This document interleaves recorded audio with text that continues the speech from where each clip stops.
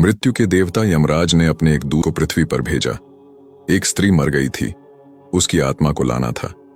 देवदूत आया, लेकिन चिंता में पड़ गया, क्योंकि 3 छोटी छोटी लड़कियां, जुड़वां एक, अभी भी उस मृत स्त्री के स्तन से लगी हैं।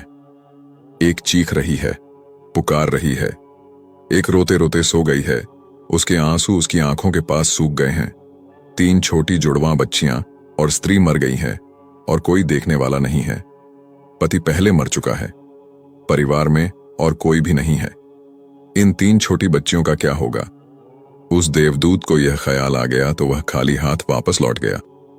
उसने जाकर मृत्यु के देवता यमराज को कहा कि मैं न ला सका, मुझे क्षमा करें, लेकिन आपको स्थिति का पता ही नहीं है। 3 जुड़वां बच्चियां हैं, छोटी छोटी, दूध पीती। एक अभी भी मृत स्तन से लगी है, एक रोते रोते सो गई है, दूसरी अभी चीख पुकार रही है। हृदय मेरा ला न सका। क्या यह नहीं हो सकता कि इस स्त्री को कुछ दिन और जीवन के दे दिए जाएं? कम से कम लड़कियां थोड़ी बड़ी हो जाएं, और कोई देखने वाला नहीं है। मृत्यु के देवता ने कहा, तो तू फिर समझदार हो गया। उससे ज्यादा जिसकी मर्जी से मौत होती है, जिसकी मर्जी से जीवन होता है, तो तूने पहला पाप कर दिया, और इसकी तुझे सजा मिलेगी। और सजा यह है कि तुझे पृथ्वी पर चले जाना पड़ेगा, और जब तक तू 3 बार न हंस लेगा अपनी मूर्खता पर, तब तक वापस न आ सकेगा। इसे थोड़ा समझना। 3 बार न हंस लेगा अपनी मूर्खता पर, क्योंकि दूसरे की मूर्खता पर तो अहंकार हंसता है। जब तुम अपनी मूर्खता पर हंसते हो तब अहंकार टूटता है। देवदूत को लगा नहीं तो वह राजी हो गया दंड भोगने को, लेकिन फिर भी उसे लगा कि सही तो मैं ही हूं, और हंसने का मौका कैसे आएगा, तो उसे जमीन पर फेंक दिया गया। एक मोची सर्दियों के दिन करीब आ रहे थे और बच्चों के लिए कोट और कंबल खरीदने शहर गया था, कुछ रुपए इकट्ठे करके। जब वह शहर जा रहा था तो उसने राह के किनारे एक नंगे आदमी को पड्डे हुए ठिठुरते हुए देखा। यह नंगा आदमी वही देवदूत था जो पृथ्वी पर फेंक दिया गया था। उसको दया आ गई, और बजाय अपने बच्चों के लिए कपड़े खरीदने के, उसने इस आदमी के लिए कंबल और कपड़े खरीद लिए। इस आदमी को कुछ खाने पीने को भी न था, घर भी न था, छप्पर भी न था जहां रुक सके। तो मोची ने कहा कि अब तुम मेरे साथ ही आ जाओ, लेकिन अगर मेरी पत्नी नाराज हो, जो कि वह निश्चित होगी, क्योंकि बच्चों के लिए कपड़े खरीदने लाया था, वह पैसे तो खर्च हो गए, वह अगर नाराज हो, चिल्लाए, तो तुम परेशान मत होना, थोड़े दिन में सब ठीक हो जाएगा। उस देवदूत को लेकर मोची घर लौटा। न तो मोची को पता है कि देवदूत घर में आ रहा है, न पत्नी को पता है। जैसे ही देवदूत को लेकर मोची घर में पहुंचा, पत्नी एकदम पागल हो गई, बहुत नाराज हुई, बहुत चीखी चिल्लाई, और देवदूत पहली दफा हंसा। मोची ने उससे कहा, हंसते हो, बात क्या है? उसने कहा, मैं जब 3 बार हंस लूंगा तब बता दूंगा। देवदूत हंसा पहली बार, क्योंकि उसने देखा कि इस पत्नी को पता ही नहीं है कि मोची देवदूत को घर में ले आया है, जिसके आते ही घर में हजारों खुशियां आ जाएंगी। लेकिन आदमी देख ही कितनी दूर तक सकता है। पत्नी तो इतना ही देख पा रही है कि एक कंबल और बच्चों के कपड़े नहीं बचे। जो खो गया है वह देख पा रही है, जो मिला है उसका उसे अंदाज ही नहीं है। मुफ्त घर में देवदूत आ गया है, जिसके आते ही हजारों खुशियों के द्वार खुल जाएंगे। तो देवदूत हंसा। उसे लगा अपनी मूर्खता, क्योंकि यह पत्नी भी नहीं देख पा रही है कि क्या घट रहा है। जल्दी ही, क्योंकि वह देवदूत था, 7 दिन में ही उसने मोची का सब काम सीख लिया, और उसके जूते इतने प्रसिद्ध हो गए कि मोची महीनों के भीतर धनी होने लगा। आधा साल होते होते तो उसकी ख्याति सारे लोक में पहुंच गई कि उस जैसा जूते बनाने वाला कोई भी नहीं, क्योंकि वह जूते देवदूत बनाता था। सम्राटों के जूते वहां बनने लगे, धन अपरंपार बरसने लगा। एक दिन सम्राट का आदमी आया और उसने कहा कि यह चमड़ा बहुत कीमती है, आसानी से मिलता नहीं, कोई भूल चूक नहीं करना। जूते ठीक इस तरह के बनने हैं, और ध्यान रखना जूते बनाने हैं, स्लीपर नहीं, क्योंकि रूस में जब कोई आदमी मर जाता है तब उसको स्लीपर पहनाकर मरघट तक ले जाते हैं। मोची ने भी देवदूत को कहा कि स्लीपर मत बना देना, जूते बनाने हैं, स्पष्ट आज्ञा है, और चमड़ा इतना ही है। अगर गड़बड़ हो गई तो हम मुसीबत में फंसेंगे। लेकिन फिर भी देवदूत ने स्लीपर ही बनाए। जब मोची ने देखे कि स्लीपर बने हैं तो वह क्रोध से आग बबूला हो गया। वह लकड़ी उठाकर उसको मारने को तैयार हो गया कि तू हमारी फांसी लगवा देगा। और तुझे बार बार कहा था कि स्लीपर बनाने ही नहीं है, फिर स्लीपर किस लिए? देवदूत फिर खिलखिलाकर हंसा।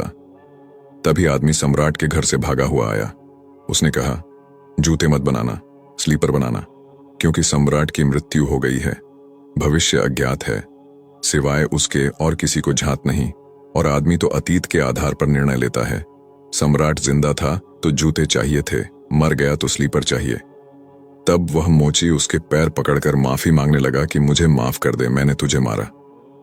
पर उसने कहा, कोई हर्ज नहीं, मैं अपना दंड भोग रहा हूं। लेकिन वह हंसा आज दोबारा। मोची ने फिर पूछा कि हंसी का कारण? उसने कहा कि जब मैं 3 बार हंस लूं। दोबारा हंसा इसलिए कि भविष्य हमें झात नहीं है, इसलिए हम आकांक्षाएं करते हैं जो कि व्यर्थ हैं। हम अभीप्साएं करते हैं जो कि कभी पूरी न होंगी। हम मांगते हैं जो कभी नहीं घटेगा, क्योंकि कुछ और ही घटना तय है। हमसे बिना पूछे हमारी नियति घूम रही है और हम व्यर्थ ही बीच में शोरगुल मचाते हैं। चाहिए स्लीपर और हम जूते बनवाते हैं। मरने का वक्त करीब आ रहा है और जिंदगी का हम आयोजन करते हैं। तो देवदूत को लगा कि वे बच्चियां, मुझे क्या पता भविष्य उनका क्या होने वाला है। मैं नाहक बीच में आया। और तीसरी घटना घटी कि एक दिन 3 जवान लड़कियां आईं। उन तीनों की शादी हो रही थी और उन तीनों ने जूतों के आर्डर दिए कि उनके लिए जूते बनाए जाएं। एक बूढ़ी महिला उनके साथ आई थी जो बड़ी धनी थी। देवदूत पहचान गया, ये वे ही 3 लड़कियां हैं जिनको वह मृत मां के पास छोड़ गया था और जिनकी वजह से वह दंड भोग रहा है। वे सब स्वस्थ हैं, सुंदर हैं। उसने पूछा कि क्या हुआ, ये बूढ़ी औरत कौन है? उस बूढ़ी औरत ने कहा कि ये मेरी पड़ोसिन की लड़कियां हैं। गरीब औरत थी, उसके शरीर में दूध भी न था, उसके पास पैसे लत्ते भी नहीं थे, और 3 बच्चे जुड़वा। वह इन्हीं को दूध पिलाते पिलाते मर गई। लेकिन मुझे दया आ गई, मेरे कोई बच्चे नहीं हैं और मैंने इन तीनों बच्चियों को पाल लिया। अगर मां जिंदा रहती तो ये तीनों बच्चियां गरीबी, भूख और दीनता और दरिद्रता में बड़ी होती। मां मर गई, इसलिए ये बच्चियां तीनों बहुत बड़े धन वैभव में, संपदा में पली, और अब उस बूढ़ी की सारी संपदा की ये ही 3 मालिक हैं और इनका सम्राट के परिवार में विवाह हो रहा है। देवदूत तीसरी बार हंसा और मोची को उसने कहा कि ये 3 कारण हैं। भूल मेरी थी, नियति बद्धी है और हम उतना ही देखते हैं जितना देख पाते हैं। जो नहीं देख पाते बहुत विस्तार है उसका, और हम जो देख पाते हैं उससे हम कोई अंदाज नहीं लगा सकते जो होने वाला है, जो होगा। मैं अपनी मूर्खता पर 3 बार हंस लिया हूं। अब मेरा दंड पूरा हो गया और अब मैं जाता हूं। जो प्रभु करते हैं अच्छे के लिए करते हैं। विशेष विधि का विधान जीवात्माओं के कल्याण के लिए बना है। ईश्वर दयालु है। आपके ऐसे विश्वास एवं मान्यताओं को गति तभी मिलती है जब आप दूसरों के प्रति दया का भाव रखते हैं, क्योंकि जो आप बोते हैं वही आप काटेंगे। Reaping what you sow. सृष्टि में घट रही घटनाओं पर आपको चिंतित होने की आवश्यकता नहीं है। आवश्यकता है अपने कर्तव्यों के पालन की और नेक विचारों से जीवन जीने की। यह तभी संभव है जब आपका जीव, इमोशंस यानी मन, सात्विक अन्न से बना हो एवं सुविचारों का उत्पादन करता हो। भवसागर से पार होने के लिए मनुष्य शरीर रूपी सुंदर नौका मिल गई है। सतर्क रहो, कहीं ऐसा न हो कि वासना की भंवर में पड़कर नौका डूब जाए। स्वयं कमाओ, स्वयं खाओ, यह प्रकृति है जिसको रजोगुण कहते हैं। दूसरा कमाए, तुम छीन कर खाओ, यह विकृति है, यह तमोगुण कहलाता है। स्वयं कमाओ, सबको खिलाओ, यह देविक संस्कृति है, यह सतोगुण कहलाता है। देविक प्रवृत्तियों को धारण करें, तभी आप देवलोक पाने के अधिकारी बनेंगे। हमेशा ध्यान में रखिए, आप एक शुद्ध चेतना है, यानी स्व ऊर्जा से प्रकाशित आत्मा।